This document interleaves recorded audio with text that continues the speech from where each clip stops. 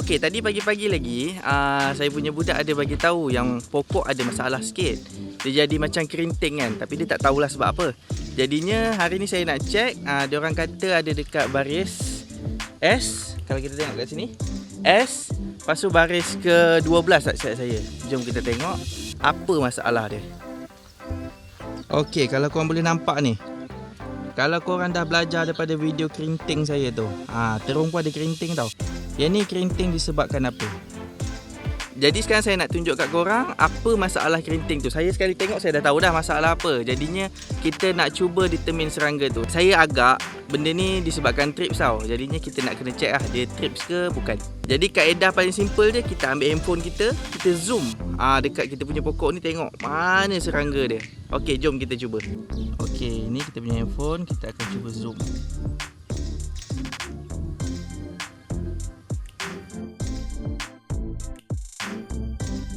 Lepas tu ada lagi satu masalah lain punya. Jadi kita akan tengok apa masalah dia. Yang ni dekat polybag 12 tadi lah.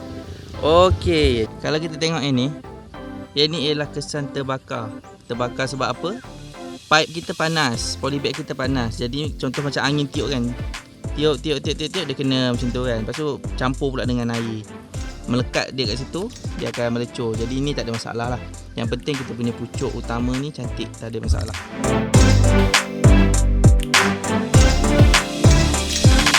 Ni kalau kita tengok ada lagi satu masalah.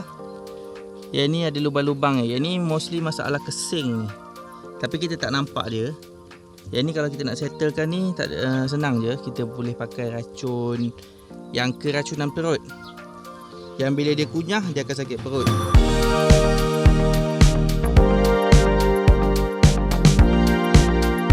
Okay, jadi macam ni kita nak settlekan masalah ni. Adakah macam saya cakap tadi kat situ ada trips?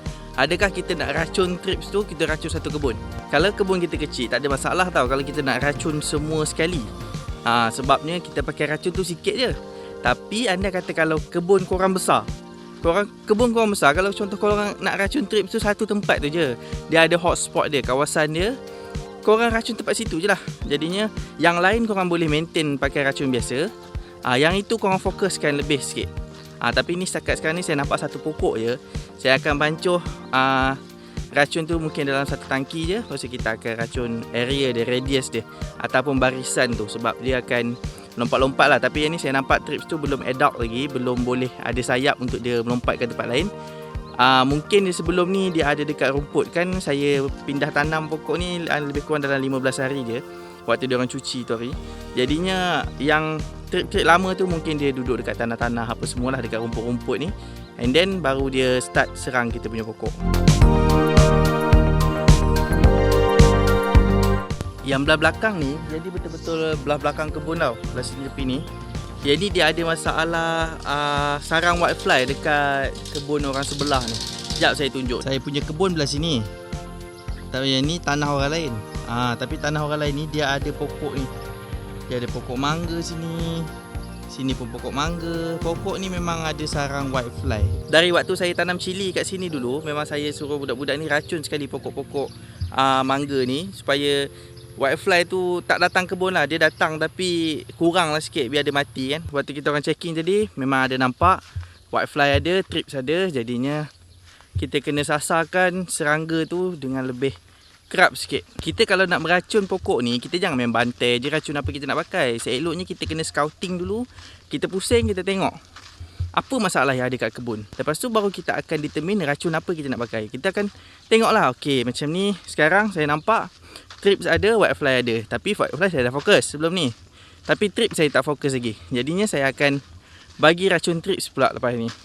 Nanti kita akan buat selection racun untuk racun trips.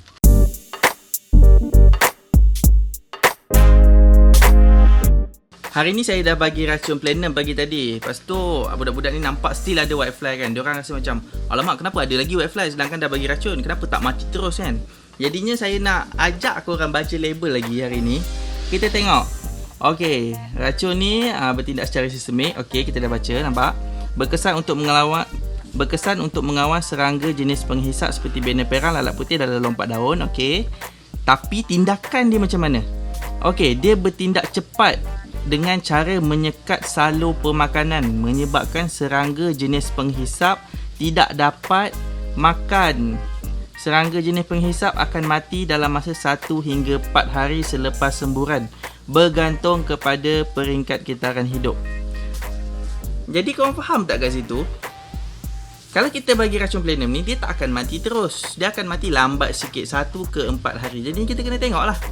Janganlah expect hari ni kita racun, hari ni juga mati. Tak boleh. Dia tak semua racun boleh buat macam tu.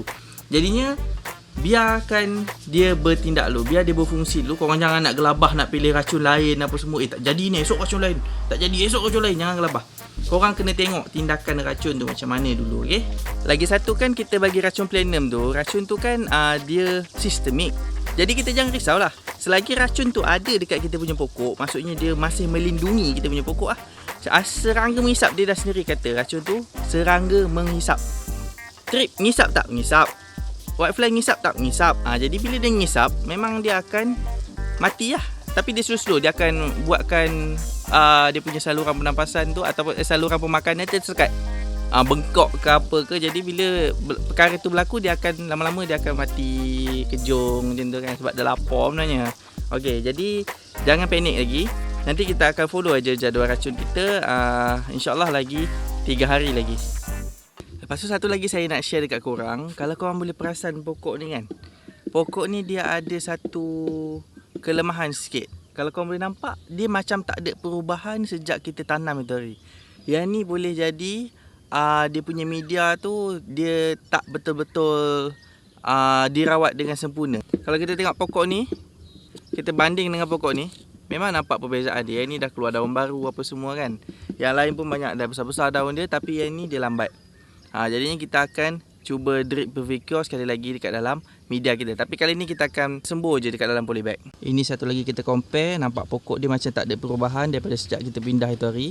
Dia punya tunas pun baru sikit aja naik tu. Yang ni pula pokok yang sihat. Yang ni pokok yang sihat Yang ni pokok 5 hari selepas pindah. Dia sepatutnya ada perubahan daripada segi saiz daun, segala-gala benda lah. Macam itu ada perubahan, yang lain ada perubahan, ini pun ada perubahan. Benda ni mungkin boleh berlaku sebab waktu kita drip Pervicure, kita drip Clorox itari, dripper position tu kadang-kadang duduk di tepi sangat ataupun tidak menyeluruh lah. Jadinya saya minta diorang sembur je dekat dalam polybag, semua terus. Sebab kalau saya tengok, saya tahulah mana yang ada okey, ada tak okey. Tapi sekarang ni diorang tak tahu mana yang okey, mana tak okey. Jadi saya minta diorang drip semua. Benda ni biasa saya akan buat 3 hari selepas tanam. Sebab 3 hari pokok tu je dah release daripada dia punya stres, akar je dah start pergi. Mana yang tak pergi tu, itu ada problem. Jadinya kita akan buat rawatan tu lebih kurang 3 hari selepas tanam.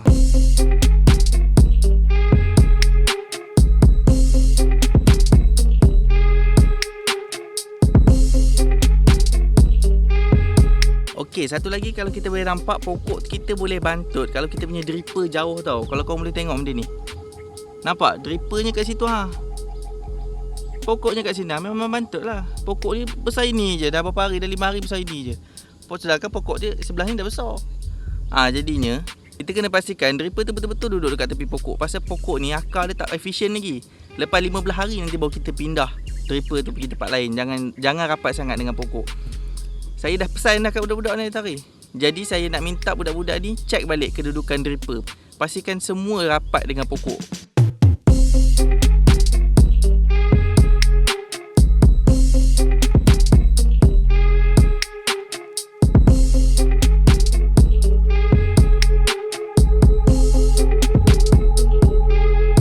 Untuk bab racun ni memang tak ada SOP Korang asyik minta SOP pakai racun apa tu. Saya tak boleh nak jawab, bukan sebabkan saya kedekut ke apa, tapi korang boleh sendiri tengok macam mana cara saya tanam pokok, macam mana saya pilih racun, macam mana juga saya scouting pokok. Jadinya korang boleh belajar daripada situ kalau korang nak belajar lah. Tapi kalau korang still nak ikut SOP, terpulang, saya tak ada masalah langsung. Tapi cara saya tanam pokok macam ini. Okey, itu je lah daripada saya hari ni. InsyaAllah kita akan jumpa dalam next video. Kalau korang nak belajar dengan lebih lanjut, korang jangan lupa tekan butang subscribe. Lepas tu on bell notification tu, InsyaAllah saya akan cuba update sekerap mungkin pasal pokok-pokok dekat kebun ni. Okey, Assalamualaikum.